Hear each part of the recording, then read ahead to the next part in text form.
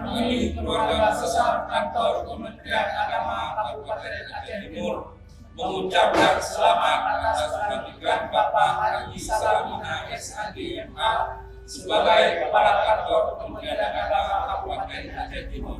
Dan terima kasih kepada Bapak Haji Salman SPD MAG atas segala dedikasinya dalam membangun dan menciptakan berbagai inovasi baru pada kantor Kementerian Agama Kabupaten Aceh Timur, dan selamat bertugas di tempat yang baru sebagai Kepala Kantor Kementerian Agama Kabupaten Aceh Usaha.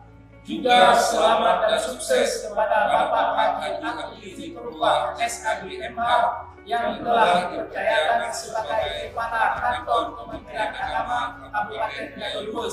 Semoga semua dedikasi yang telah diberikan menjadi nilai kebaikan untuk kita semuanya. Amin. Aceh Timur.